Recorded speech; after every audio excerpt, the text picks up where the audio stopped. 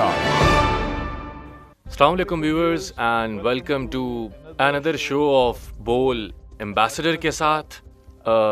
As you know, हमारा जो show है उसके अंदर हमेशा हमारे पास किसी ना किसी दोस्त मुल्क पाकिस्तान के बायलैटरल रिलेशन के साथ ताल्लुक़ रखने वाले ममालिक के एम्बेसडर सफ़ीर हज़रात तशरीफ़ लाते हैं। वो अपने दिल की बात कहते हैं कि वो यहाँ क्यों आए हैं, पाकिस्तान में वो क्या कर रहे हैं, पाकिस्तानियों के लिए उनके मुल्क में क्या अच्छी बातें हो रही हैं और यहाँ उनके तजर्बात आखिर कैसे जा रहे हैं, डिफरेंट प्रोजेक्ट्स जो कि हम आपको बताते हैं। और आज एक बार फिर हमारे पास दो मेहमान हैं, दो अहम शख्सियात हैं हमारे साथ, जिनमें से एक डेनमार्क के सफ़ीर हैं। इनका इसमें ग्रामी बताता चलूँ मिस्टर जेकब लिनोफ, हमारे शो में खुश आमदीद। और हमारे साथ मिस्टर एलेक एवरबश भी मौजूद हैं, जो डेनमार्क के एनर्जी एजेंसी के डायरेक्टर ग्लोबल कॉरपोरेशन हैं। बहुत शुक्रिया आपकी आमद का, शो में खुश आमदीद। बहुत शुक्रिया। और हमें खुशी हो रही है कि आप दोनों यहाँ मौजूद हैं, क्योंकि हमने बहुत कुछ ग्रीन एनर्जी के बारे में सुना है और डेनमार्क में मुनक़िद ग्रीन फ्रेमवर्क एंगेजमेंट एग्रीमेंट के बारे में बहुत ज़्यादा तस्वीरें आई थीं, खबरों में सब कुछ था और हम तबन इसके बारे में आपसे गुफ्तगू करेंगे। लेकिन इससे पहले नाजरीन आपको बताता चलूं, पाकिस्तानी फ़िलहाल डेनमार्क को कैसे देखते हैं। हम डेनमार्क को इसकी रोशन तारीख़ की बुनियाद पर याद रखते हैं, बहुत सी चीज़ों को हम जानते हैं अच्छी तरह। और डेनमार्क से आने वाली कुकीज़ को हम कैसे भूल सकते हैं, जो कि हम सब की पसंदीदा हैं, ख़ास तौर पर डेनमार्क की मशहूर बटर कुकीज़। और पाकिस्तानी इन्हें बहुत पसंद करते हैं क्योंकि ये हमारी पसंदीदा हैं। और इसके अलावा ज़ाहिर है बहुत खूबसूरत फूलों और सब्ज़ मैदानों, रिवायात, उनके खाने और बहुत कुछ है जो हमें मुतासिर करता है। और ज़ाहिर है डेनमार्क के अपने तजर्बात, टेक्नोलॉजी के इश्तराक करने के लिए जो कंट्रीब्यूशन कर रहा है और दुनिया को बेहतर से बेहतर बनाने के लिए मुंतकिली प्रोजेक्ट्स को भी शेयर कर रहा है, ताकि ग्लोबल वार्मिंग के मसाइल को जल्द अज जल्द हल किया जा सके। तो एक्सीलेंसी, आपके पास वापस आता हूँ। पाकिस्तान में आपका क़याम कैसा गुजर रहा है? आप एक महीना पहले ही आए हैं। जी हाँ, मैं 1 से 1.5 महीने से यहाँ पर हूँ। पाकिस्तान आने से पहले डेनमार्क में बहुत से लोग मेरे पास आकर मुझे पाकिस्तान के बारे में अपनी कहानियाँ बताया करते थे और वो कहते थे कि यहाँ के लोग बड़े दोस्ताना हैं, मेहमान नवाजी तो पाकिस्तान की मशहूर है और खाना तो पाकिस्तान का लाजवाब है और कुदरती खूबसूरती भी कमाल की है। देखिए, पिछले 1.5 माह से जब से यहाँ पर मौजूद हूँ, मैंने पाकिस्तान को एक बेहतरीन मुल्क और बेहतरीन रहने की जगह पाई। ये वाकई अच्छा मुल्क है। तो जब आप पाकिस्तान आ रहे थे तो किसी ने पाकिस्तान के बारे में आपको डराया तो नहीं? क्योंकि हम अक्सर अपने टीवी शोज़ में बैरून मुल्क से आए लोगों से सुनते हैं कि उनको पाकिस्तान के बारे में डराया जाता है, और जब वो खुद यहाँ आए तो उनको मामला बिल्कुल ही उलट लगा। तो पिछले 1 माह में आपका पाकिस्तान में तजर्बा कैसा रहा? मैं जब भी किसी से डेनमार्क में मिला जो पाकिस्तान में आया हो, यहाँ पर रह चुका हो, यहाँ उसे सयाहत का मौका मिला हो, उन्होंने तो पाकिस्तान के लिए हमेशा अच्छी बात ही की है। और मेरा भी यही ख्याल है कि उन्होंने जो भी कहा बिल्कुल सच है। हो सकता है कुछ लोगों को पाकिस्तान को लेकर कुछ गलत फहमियाँ हो, लेकिन जब वो यहाँ पर आते हैं और पाकिस्तान के लोगों से मिलते हैं तो उनके ख्यालात बदल जाते हैं और वो पाकिस्तान के प्यार में मुब्तला हो जाते हैं, बिल्कुल मेरी तरह। ज़बरदस्त। और हमें ये सुनकर बहुत खुशी होती है, और हमें ये सुनकर भी बहुत खुशी हुई कि आपके पाकिस्तान के बारे में इतने अच्छे ख्यालात हैं। और हम ऐसे ही हैं, बहुत मेहमान नवाज और दोस्ताना कौम है, और मुझे उम्मीद है कि आपके यहाँ 2-3 साल जो गुजरेंगे वो बहुत अच्छे गुजरेंगे इंशाल्लाह। तो डेनमार्क में पाकिस्तानी कम्युनिटी कितनी बड़ी है, इस बारे में आप हमें मज़ीद कुछ बता सकते हैं? बहुत सारे पाकिस्तानी हैं जो बाकायदा डेनमार्क में बसते हैं, और आप जानते हैं कि डेनमार्क कोई बहुत बड़ा मुल्क नहीं है, मगर पाकिस्तानी नज़ात की अगर हम बात करें तो वो लगभग 30 से 35 हज़ार हैं, जिनका ताल्लुक़ कहीं ना कहीं माजी में पाकिस्तान से रहा, जो कि डेनमार्क के रकबे के एतबार से एक बड़ी कम्युनिटी समझी जाएगी। उन्होंने बहुत कंट्रीब्यूट किया। हमने पाकिस्तानी लोगों को देखा है वहाँ के कल्चर में, पॉलिटिक्स में। हमने देखा कि बहुत सारे पाकिस्तानियों ने बहुत बड़ी डिग्रीज हासिल की हैं, जैसे कि वकालत की, मेडिकल की। तो ये सच है। मतलब डेनमार्क में मौजूद पाकिस्तानियों ने माशरत में अच्छी तरह मेल ख्वाही कर ली है और वो डेनमार्क की तरक्की और अवामी बहबूद के लिए मदद कर रहे हैं। ان تمام چیزوں کے ساتھ وہ اپنا پس منظر اور اپنی ثقافت کو ساتھ رکھتے ہیں. مطلب وہ بہت وہاں اچھی اپنی طرح. ثقافت برقرار رکھے ہوئے جی ہیں. بالکل حالانکہ ایسا ہی وہاں ہے. ان کی یہ کوئی تیسری یا چوتھی نسل ہے. آپ نے ٹھیک فرمایا. اور جو پاکستانی لوگ وہاں پر آئے تھے وہ لگ بھگ 1960 کی دہائی یا پھر 70 کی دہائی میں آئے تھے. یہ گویا کہ پاکستان کی تیسری جنریشن چل رہی ہے. وہ مکمل ایڈجسٹ ہیں اور اپنے کلچر اور اپنے ثقافت کے مکمل حسن کے ساتھ وہ مکمل طور سے ڈینمارک میں آزاد رہتے ہیں اور وہ بہت خوش ہیں. یہ بہت اچھا ہے اور پاکستانیوں کا شکریہ ادا کرتا ہوں کہ انہوں نے ہمیں فخر محسوس کروایا. حتیٰ کہ تیسری نسل نے بھی اپنی ثقافت کو برقرار رکھا ہوا ہے تو بہت خوشی محسوس ہو رہی ہے سن کر. تو یور ایکسیلنسی، ہم جانتے ہیں کہ پاکستان اور ڈنمارک دو قوموں کے طور پر بہت مضبوط تعلقات رکھتے ہیں. دو ممالک کے طور پر، دو قوموں کے طور پر، اور بلحاظ دو طرفہ تجارت جو کافی عرصے سے ہو رہی ہے. اور یہ کوئی تھوڑے عرصے سے نہیں بلکہ کافی عرصے سے چلی آ رہی ہے یہ تجارت. تو کن شعبوں میں ہمیں زیادہ مواقع ملتے ہیں تاکہ ہمارے وہ ناظرین جو یہ شو دیکھ رہے ہیں انہیں معلوم ہو جائے کہ سرمایہ کاری کے کس شعبے میں مواقع موجود ہیں؟ جی ہاں، آپ نے مکمل طور سے صحیح فرمایا کہ ڈنمارک اور پاکستان نے ایک عرصے سے دوستانہ مزاج میں کام کیا اور بڑا وقت کام کیا. اور پچھلے سال ہم نے یہ دیکھا کہ ہماری تجارت بڑھی بھی تھی. ایک بڑی ایکسپورٹ تھی جو ڈنمارک سے پاکستان کی جانب کی گئی تھی اور اس طرح سے پاکستان نے بھی بے حد فائدہ اٹھایا ہے وہ چیزیں بیچ کر، جو کہ بہترین ہے. اور مجھے امید ہے کہ دور حاضر میں ہم اپنی تجارت کو مزید فروغ دیں گے. اور ہماری بہت ساری ڈینش کمپنیز بھی پاکستان میں موجود ہیں جو کہ کہہ سکتے ہیں کہ 50 ہیں جو ڈینش کمپنیز یہاں پر ہیں. ڈنمارک ایک تجارتی ملک ہے اور ہم یقین رکھتے ہیں گلوبلائزیشن پر. ہماری بہت سی کمپنیز ہیں شپنگ کے حوالے سے. آپ جانتے ہیں کہ ڈنمارک جو ہے وہ دنیا میں اپنی ایک خاص پہچان رکھتا ہے شپنگ کمپنیز کے حوالے سے، جس میں سے ایک کمپنی یہاں پر بھی موجود ہے جس کا نام ہے TSV، جو کہ بڑی ویل نون کمپنی ہے. ڈنمارک بہت اسٹرانگ ہے ہیلتھ کیئر کے پیشے میں بھی. تو ہمارے پاس میجر کمپنیز ہیں جو کہ پاکستان میں ہیں، جو کہ مینٹل ہیلتھ کے حوالے سے ہیں اور ڈائبیٹک کے حوالے سے ہیں اور کچھ لائف سٹائل کے حوالے سے بھی ہیں. اور یہ تمام کمپنیز اپنا کام پاکستان میں بہت اچھی طرح سے نبھا رہی ہیں. جی ہاں، اور ہمارے ایک نامور سابق پاکستانی کرکٹر وسیم اکرم بھی ڈنمارک کے ایک بڑے پروجیکٹ پر آپ کے ساتھ برانڈ ایمبیسڈر. جی یہ سچ ہے. مسٹر وسیم اکرم. جی ہاں بالکل. اور وہ اب تک جس طرح اس پروجیکٹ پر کام کر رہے ہیں، اپنی خدمات سر انجام دے رہے ہیں، لوگوں کو آگاہ کر رہے ہیں، خاص طور پر وہ یقیناً قابل ستائش. جی بالکل. تو یہ بہت اچھا کام ہو رہا ہے.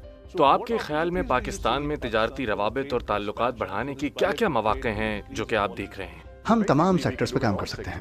کچھ چیزوں سے میں آپ کو آگاہ کر دیتا ہوں. ہم ٹیک بوم دیکھ رہے ہیں پاکستان میں. ہم بہت سے نوجوان انجینئرز کو دیکھ رہے ہیں، سافٹ ویئر ڈیزائنرز جو کہ پاکستان کی بہت اچھی یونیورسٹیوں سے نکل رہے ہیں. ہر روز، ہر سال کہہ لیجیے آپ.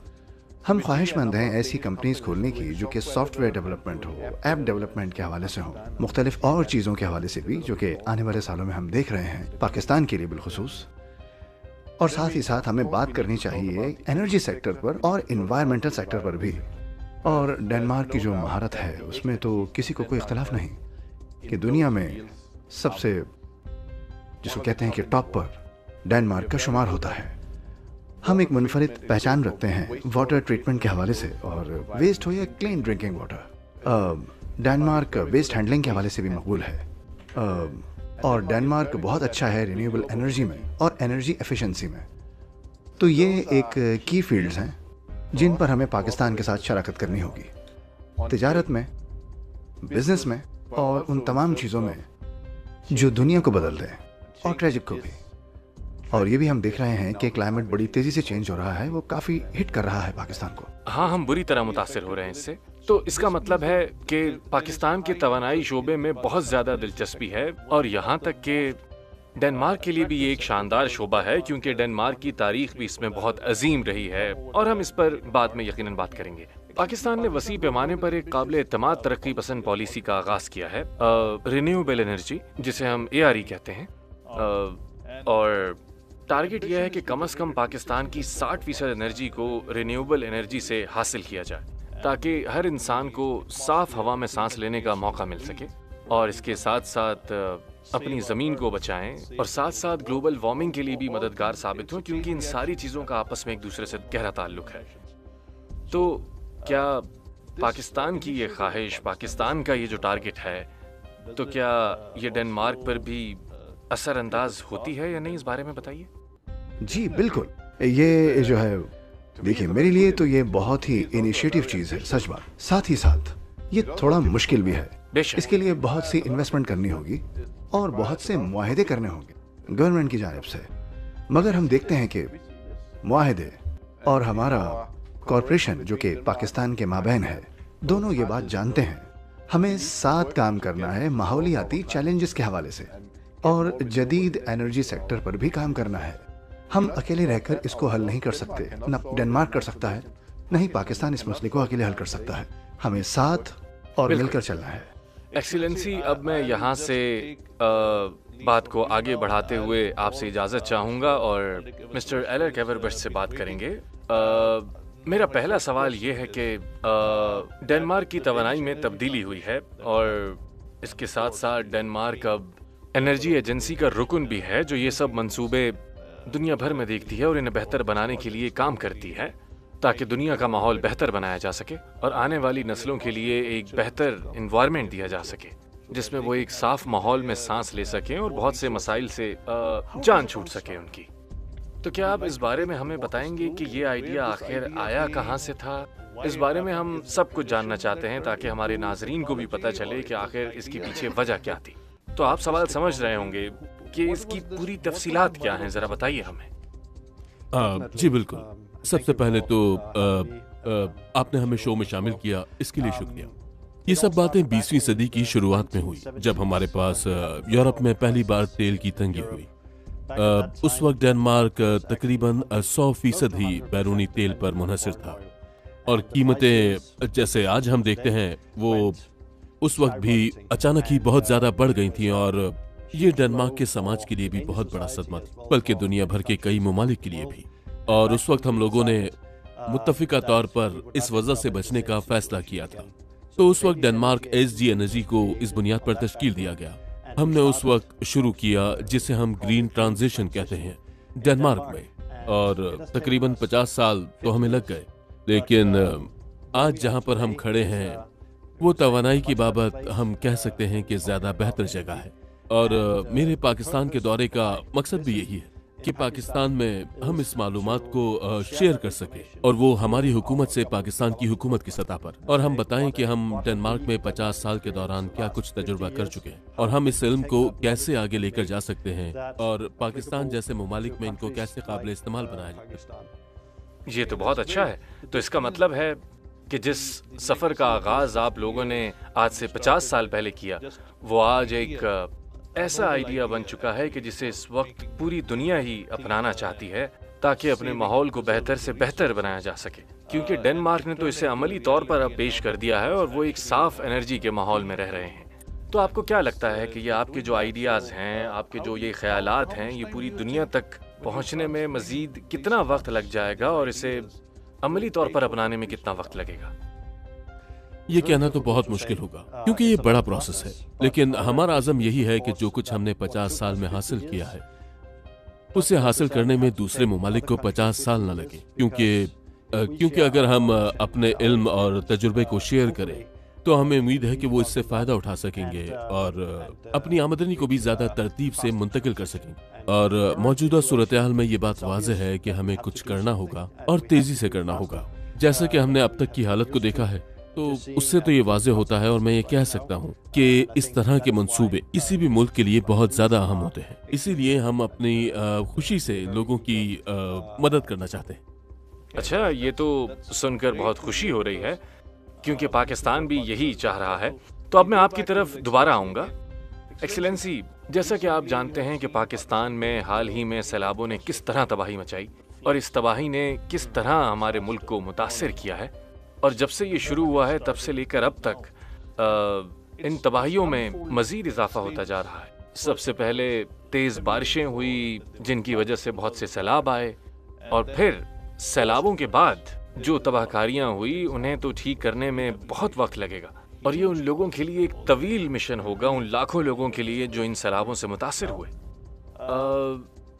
تو آپ کیسے دیکھتے ہیں کہ یہ سبز ایمیشن فریم ورک، وہ ایگریمنٹ جس پر پاکستان نے سائن کیا ہے، تو کیا یہ ان آفات سے بچانے میں مستقبل میں پاکستان کے لیے کارآمد ثابت ہوگا؟ کیونکہ گلوبل وارمنگ کی بھی سب سے بڑی وجہ تیل اور توانائی کا استعمال اور ماحولیاتی تبدیلیوں کا باعث بن رہا ہے، جو کہ بہت بری طرح سر انداز ہو رہا ہے۔ میں کچھ متاثرہ جگہیں دیکھ کر آیا ہوں اپنے طور سے، اور یہ سب سے پہلا کام تھا میرا جو کہ میں نے پاکستان پہنچتے ہی کیا، کہ بہرحال وہ واقعی ایک بہت بڑا اور بھاری نقصان تھا۔ میں ان تمام لوگوں کے غم میں شریک ہوں اور ان کے لیے نیک خواہشات رکھتا ہوں، ان تمام لوگوں کے لیے جو اس مرحلے سے گزرے۔ اس منظر نے میرے دل کو دہلا دیا۔ ان کی مدد کے لیے ڈنمارک کی جانب سے میں نے جو اقدام ہو سکے کیے، بلکہ یو این اور EU انٹرنیشنل آرگنائزیشن سے بھی مکمل طور سے سپورٹ مانگنے کی کوشش کی، اور ساتھ ہی ساتھ ہم نے انہیں 1,00,000 لیٹر صاف ستھرا پانی بھی ان کو فراہم کیا، جو کہ مکمل طور سے ڈنمارک کی جانب سے تھا اور ہر ایک دن ملا ہر ایک ضرورت یہ مند بہت کو۔ اچھی شروعات ہے۔ اب ہم دیکھنے جا رہے ہیں اگلے فیز کو، اور وہ مسئلہ ہے ایمرجنسی امداد کا مسئلہ۔ اس میں وقت تو لگے گا، مگر ہمیں آگے کی پلاننگ سے چلنا ہوگا۔ بہرحال ہم ادھر اسی لیے ہیں کہ ایک دوسرے کے کام آ سکیں اور پاکستان کے ساتھ مل کے اپنی پارٹنرشپ کو اسٹیبلش کر سکیں، اور اسی طرح سے ایک ایجنڈے پر کام کر سکیں ہم دو، جیسے کہ ایک دنیا کے ترقی یافتہ ملک جو کرتے آئے ہیں عام طور سے۔ تو یہی وہ بات ہے کہ ہم ساتھ مل کر ان سب چیزوں کا مقابلہ کریں، یہاں اور دنیا بھر کے لیے، بالخصوص کلائمیٹ کے سیکٹر پر۔ ہم مل کر اپنے کام کو بالکل، صحیح اس کی طرح کہیں نہ پائے کہیں سے تو کریں۔ شروعات ہوگی، اور میرے خیال سے شروعات جی۔ ہی سب سے زیادہ معنی رکھتی ہے، اور جی۔ اس کی کبھی نہ کبھی تو شروعات ہونی تھی، اور میرے خیال میں اب نہیں تو کب، کیونکہ پہلے ہی بہت دیر ہو چکی ہے، کیونکہ اس کے نتیجے میں جو تباہ کاریاں ہوئی وہ ہم دیکھ چکے ہیں۔ جی، تو اسی جواب کے ساتھ ایکسیلنسی اب ہم وقفے کی جانب بڑھتے ہیں، اور جلدی وقفے کے بعد ہم واپس آئیں گے۔ تو ناظرین، آپ سب کہیں نہیں جائیے گا، کیونکہ ابھی ہم مزید بات کریں گے گرین انرجی کے بارے میں، اور کس طرح ہم اپنے ماحول کو بچا سکتے ہیں ماحولیاتی تبدیلی سے۔ اور ڈنمارک کے بارے میں کچھ حقائق اور چند چیزوں کے بارے میں ایکسیلنسی سے میں جاننا چاہوں گا۔ تو ملتے ہیں آپ سے ایک شارٹ بریک کے بعد، کہیں مت جائیے گا، ہمارے ساتھ رہیے گا۔